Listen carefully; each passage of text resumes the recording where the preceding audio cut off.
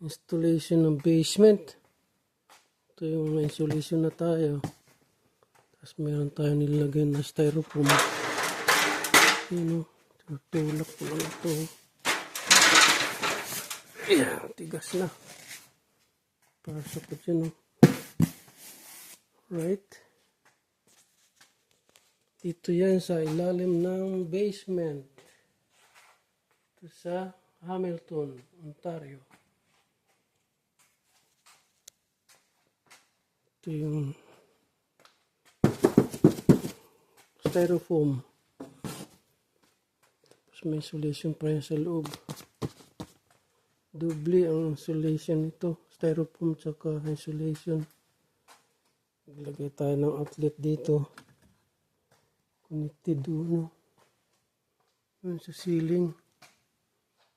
Kukunik ko yan doon, punta rin sa breaker. Lalagay pa ko na isang outlet pa dito. Alright. So, meron na tayong drywall na isa.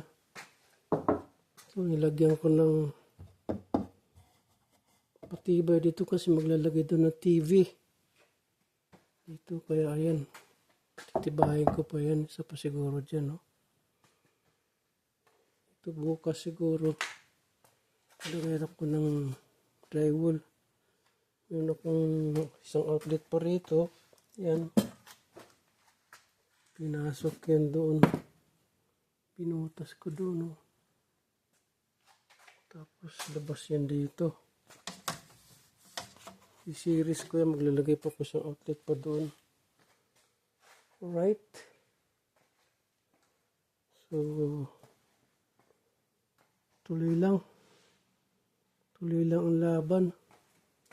Ito naman, dahil sa sumubra siya, gagawa na lang ako ito ng box. Ganyan. Kasi lagpas siya, oh.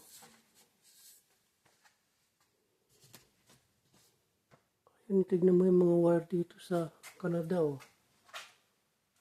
Sa loob lang ng ceiling. Ganyan, may box siya doon, oh. Tapos ito naman, yung aircon niya, tsaka heater.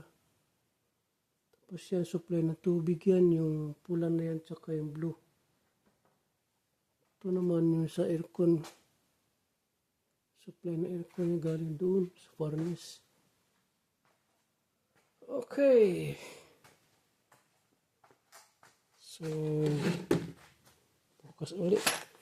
5 o'clock na ng hapon. Okay, salamat.